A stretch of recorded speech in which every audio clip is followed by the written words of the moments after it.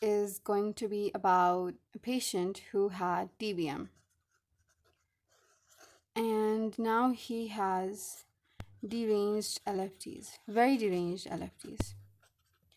After 2 weeks of being on ATT.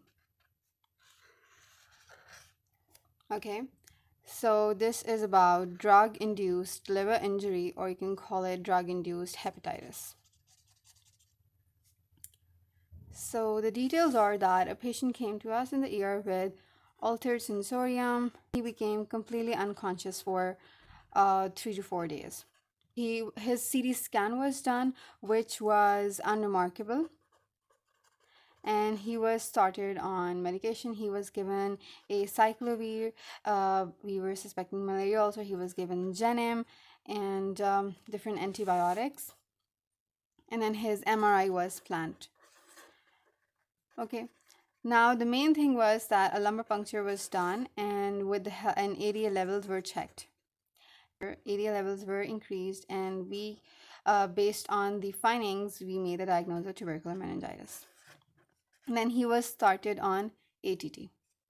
Now, the thing was that after 2 weeks of ATT, since this is a rule that after 2 weeks of ATT, you are supposed to get LFT levels checked. So his LFT levels were checked, and the report was as follows. Bilirubin was 3.8. ALT, normal value of ALT is almost 55, but his ALT was, yes, 1650. And let me just change my marker. And his AST levels were almost 380. Normal AST levels are 48, up to like upper limit. And yes, these were the main findings in his LFTs. Now, based on these values, we can easily make the diagnosis of drug-induced liver injury, because there is a criteria for drug-induced liver injuries. There are 3 points. If one out of these 3 is being fulfilled, you're going to say, yes, this is drug-induced liver injury. The first point is that the ALT levels are more than 5 times the upper limit. The second criteria is that the ALP levels are more than 2 times the upper limit. And the third one is that the ALT levels are more than 3 times the upper limit, plus bilirubin is more than twice the upper limit. Okay, so if one of these is fulfilled, you're going to say that the patient has drug-induced liver injury.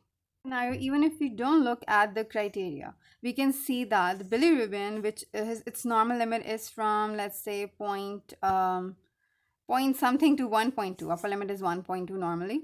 And this, as we can see, this is more than 2 times raised, and ALT is definitely, upon looking, we can say that it is more than 3 times raised. See, 3 times raised. So if we just look at the above 2 values, we can say that this point is being fulfilled. So the criteria for drug-induced liver injury is being fulfilled. So we can say that the patient is having ATT-induced hepatitis.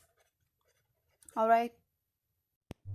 Now, if you look at our drug regime, we have isoniazid, we have rifampicin, we have pyrazinamide, and ethambutol. These 3 are extremely hepatotoxic. And according to research, pyrazinamide is the most hepatotoxic out of all of these. But the thing is that hepatotoxicity of one drug is increased with the addition of others. For example, isoniazid is hepatotoxic, but rifampicin plus isoniazid are even more hepatotoxic. Similarly, rifampicin plus pyrazinamide are even more hepatotoxic. But most lethal out of these is pyrazinamide, but their combination is very dangerous. So in this case, what are we going to do? Basically, these are the first line. So as we can see that the patient is having hepatitis because of these drugs. So we are going to switch to the second line drugs. There are many options that we can choose, but I'm telling the simplest one. And the second line, they include quinolones. They include aminoglycosides like kanamycin or amikacin. Now remember, for using kanamycin or amikacin, you need to make sure that RFTs are not deranged, and cycloserine. So we can use a combination of these, the second line, and instead of the first line, because they're causing hepatitis in this case.